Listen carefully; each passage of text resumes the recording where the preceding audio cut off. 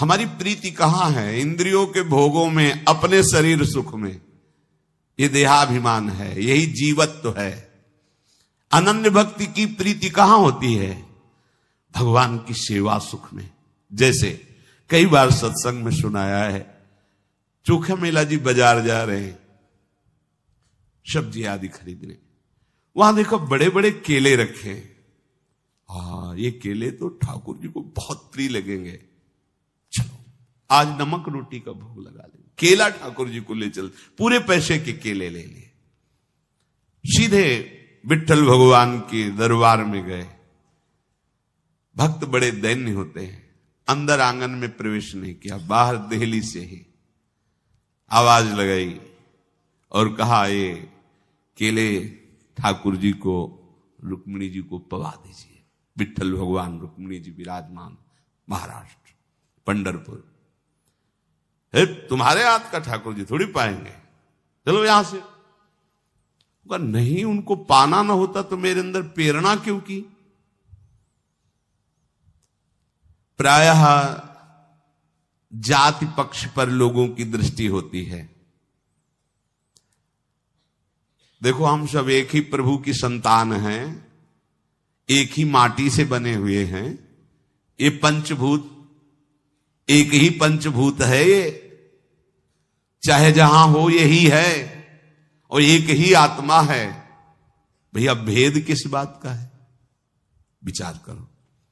गुण कर्म के अनुसार भेद की रचना की गई, तत्वता कोई भेद नहीं है। हम एक ही बाप के सब बच्चे हैं। हाँ, कोई शराबी है, कोई विद्वान है, कोई कर्म कांड करता है, कोई एकदम बेकार बैठा रहता है, पर हैं तो बच्चे उसी के ना। जब वो बोलेगा तो यही बोलेगा ना कि सब मम प्रिय सब मम उपजाए। बोल तो रहा है मेरा प्रभु। ये जो ऊंचाई निचाई की भावना लेकर ये बहुत गंदी बात है।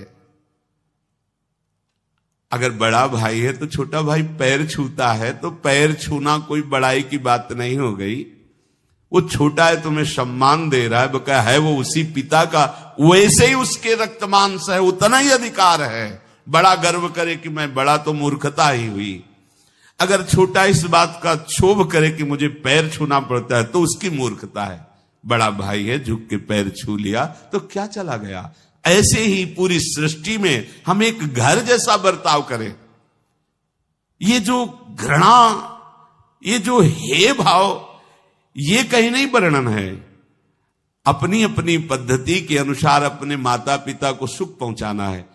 एक भाई किसानी करता है, एक भाई नौकरी करता है, एक भाई व्यापार करता है, लेकिन सब अपने माता पिता के सुख को सोचते हैं। ऐसे ही हमारे माता पिता प्रभु हैं, हम सब भाई भाई हैं, हम सब एक ही पिता की संतान हैं। ऐसा निकृष्ट भाव, किसी का अपमान कर देना जाति पक्ष को लेकर के या और नीच भाव लेकर, ये बिल्कुल अज्ञान है। ऐसा नहीं, किसी का अपमान अनादर करना ऐसा नहीं।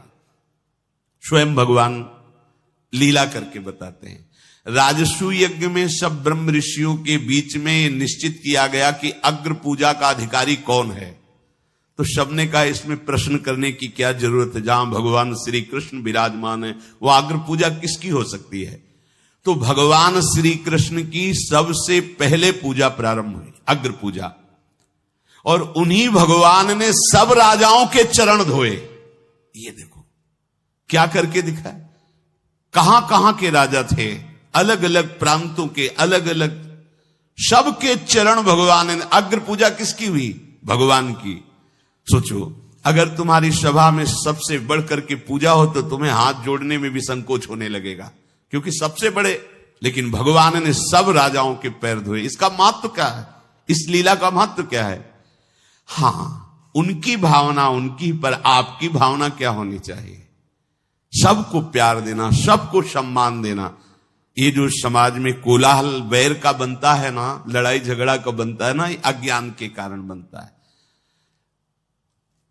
चोखा मेला जी ने कहा, ये केले अगर इनको पाने नहीं थे तो हमें प्रेरणा क्यों की? इन्होंने ही तो हृदय में कहा कि ये केले मेरे को लाओ।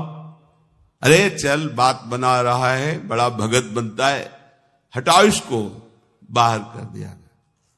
गए, दरवाजा बंद करके घर का रोने लगे। प्रभु मुझे पक्का विश्वास है आपने ही मेरे अंदर ये चाह पैदा की थी कि ये केले मेरे को लाओ, नहीं तो हम तो लेने कुछ और गए थे। आपने क्यों चाह की? अगर आपको ऐसा करना था तो चाह क्यों की? रो रहे थे। ठीक है, आज से हम भोजन नहीं पाएंगे, हम इस शरीर को त्याग देंगे क्योंकि ये आपकी सेवा के योग्य नहीं है ना। वो कह रहे हैं ना कि तुम जाति पक्ष को लेकर तो इस शरीर को त्याग देते, फिर मुझे वो शरीर देना जिससे मैं आपकी सेवा कर लूं। जे भी ठाकुर जी को शयन कराया गया, इधर ठाकुर जी आके दरवाजा खटखटा रहे। चोखा मेला जी धीरे से बोल, दरवाजा खोलिए। ऐसे अमृतमय वचन कि वो पूछ ही नहीं पाए कि तुम कौन हो। दरवाजा खोला, देखा लाड़िले ठाकुर। अरे प्रभु आप? हाँ, वो केले लाओ। वो बोलो क्या जाने, हमारा बड़ा मन था केला पाने का। वो उन लोगों के सामने हमने कहा नहीं, लाओ लाओ केला। घर में बैठ करके गोद में बैठकर ठाकुर जी केले पाए। जब 2-4 केले रह गए तो बोले सुनो, हमारे पीताम्बर में बांध दो, रुक्मिणी जी को पाएंगे वहां। बांध लिए, चले। रुक्मिणी जी को पवाया और छिलका पूरे आंगन में फेंक दिया। वो अंदर से दरवाजा बंद कर लिया।